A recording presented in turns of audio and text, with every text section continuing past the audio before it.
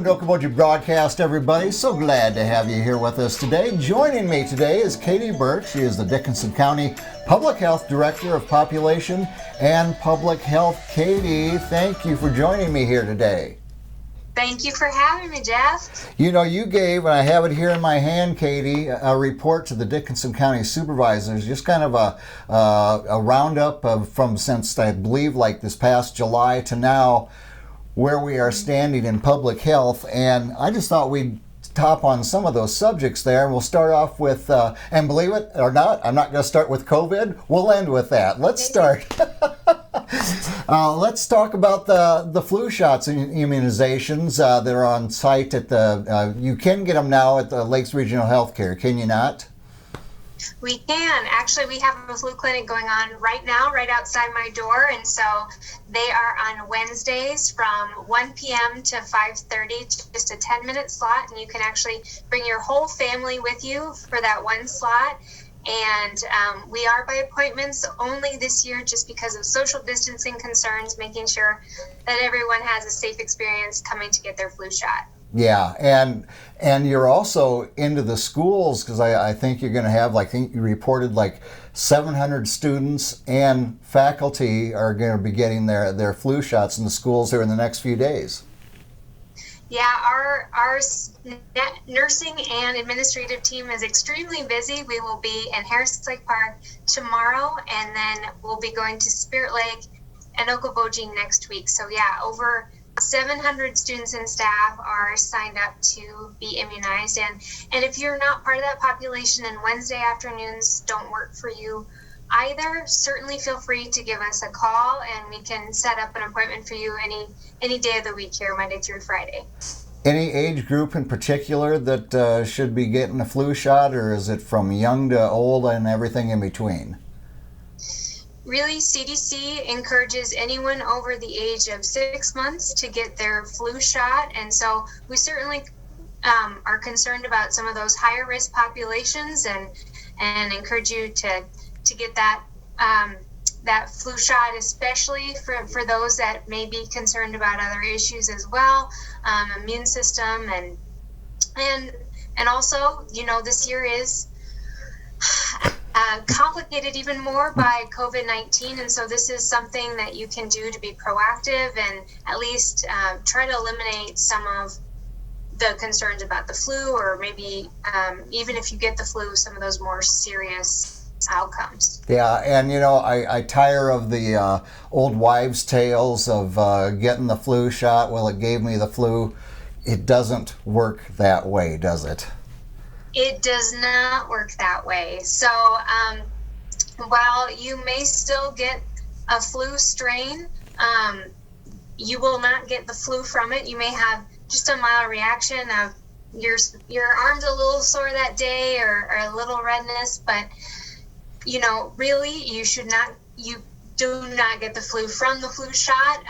You may still get the flu that year from maybe a different strain, but again, even if you get it, you should have a bit of an immune response because your body is keyed up to recognize that. And so you should have those less severe symptoms if you do get that flu shot. Yeah, if it's anything we've learned from about the last 8 months, any defense you can take is a good defense. So get those flu shots. Well, also, you've been busy people there because the Dickinson County Public Health also offering free or very low-cost cancer screenings for eligible individuals.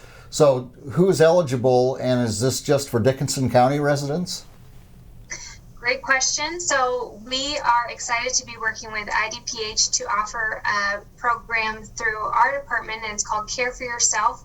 Palo Alto provided this to a 5-county region, and so we'll be taking on 3 of those counties. So Dickinson, as well as Emmet and Osceola residents, can certainly reach out to us for free cervical mammogram screenings to really detect that early on. And again, being proactive, that's kind of the key word in public health. That's really what we try to aim to do. So they can reach out to us if women are underinsured, uninsured, or insured with some barriers. So if you have any questions about whether you're eligible, feel free to call us as well. And our nursing staff, Millie and Jordan, would be happy to walk you through that process and navigate that system of seeing what's necessary to set up those appointments for screenings and follow-up appointments as well. Yeah, and very appropriate, of course, during breast cancer awareness, but any early detection is for whatever, colon and down the lane there is always the best form of defense as well. And the Hunger Coalition has been very active, and you've got another event coming up here on Halloween Day, I believe, on October 31st. What is that about? We do. So the Hunger Coalition brings together so many amazing key stakeholders from different parts of the community, and the Hunger Coalition will be working together on Halloween at 1 p.m. to offer 600 boxes of food. So in there will be dairy products, cooked meat, and fresh produce. So really great opportunity to get healthy, free food out there to those that are needing assistance, and feel free to show up at 1 p.m. on Halloween for that. Very good. There may even be costumes. We don't know. Ooh. People may be dressed up and wearing masks. So, yeah. Make it fun to go along with the great meals. Yep. Well, and, you know, any good organization partners with other organizations to make things happen, and you've got 4 different educational partnerships. Now, who's all involved and what do they all bring to the table with you? We are really excited to be working with No Boundaries again this year through the Okoboji Middle School. So we have a great group of 5 8th graders that are helping us to deliver live broadcasts.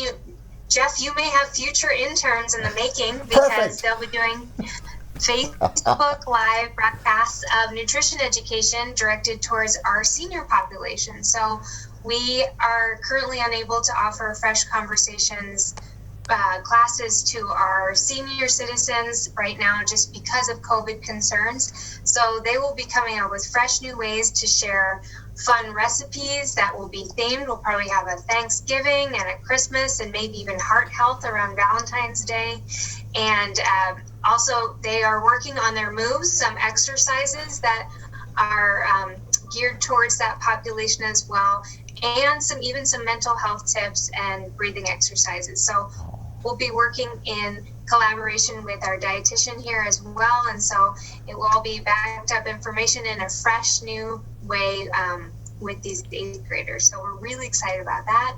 And then we've also had a lot of help from Iowa State University. They've been working to create some of our vaccine campaign strategy stuff, and so that's a virtual group, and they've been excellent. And then we have 2 nurses as well, one from the University of Iowa and one from Walden University, and one of them is working on adult immunizations and getting more of that campaign started, and the other is working on our Best Care for Better Babies program as we look to be recertified. So a lot going on here with COVID, but also several things beyond COVID as well. Yeah, you're bringing me all sorts of good news with those young people that they can intern for me. Maybe I can retire early, and also with my alma mater of Iowa State University. You bring me a lot to hear, Katy. Awesome.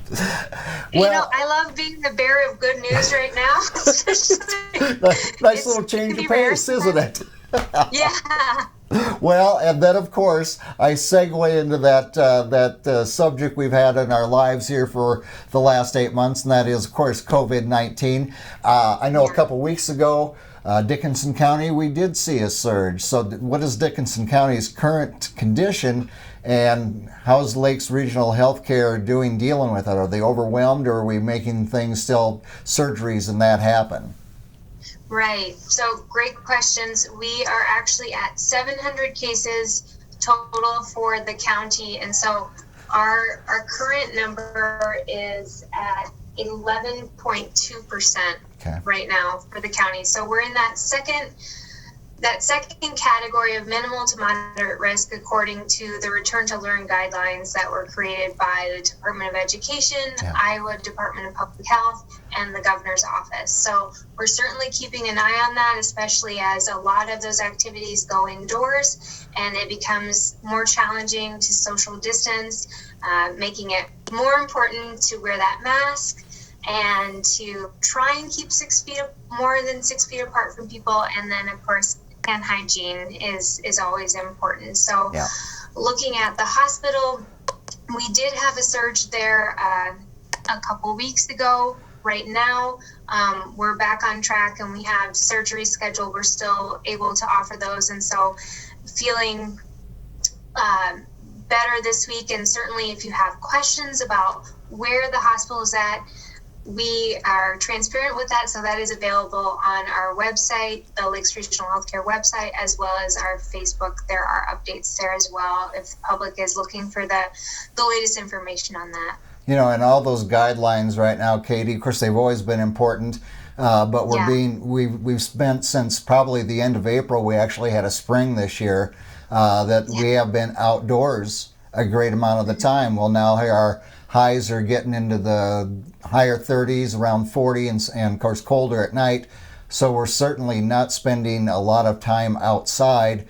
So those provisions, the masks, the sanitation, the 6 feet apart, more important than maybe they were just a short time ago because we could get spread apart.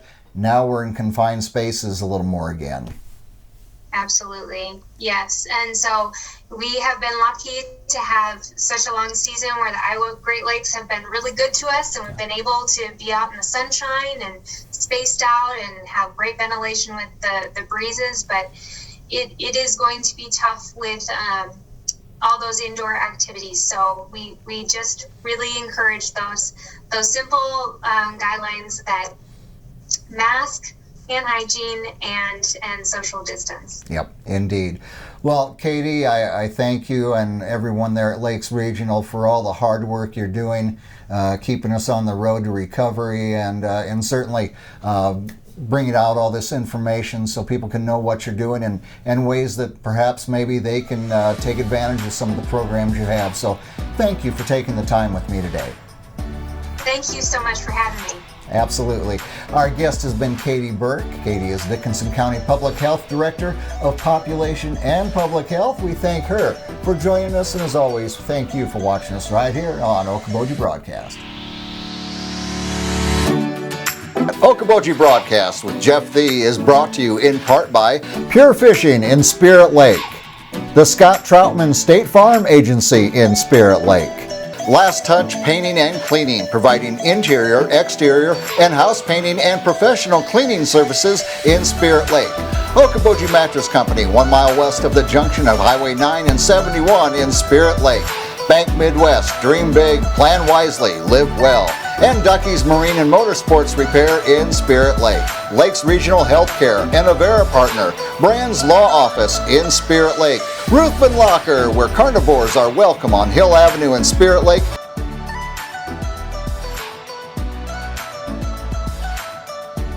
Back Engineering in Spirit Lake, B Radiant Laser Skin Studio, newly located in the Okoboji Plaza in Okoboji. And by Quest Wealth Management, a financial advisory practice of Ameriprise Financial Services, advisors Jan Spielman, AJ Spielman, and Erica Wachholz.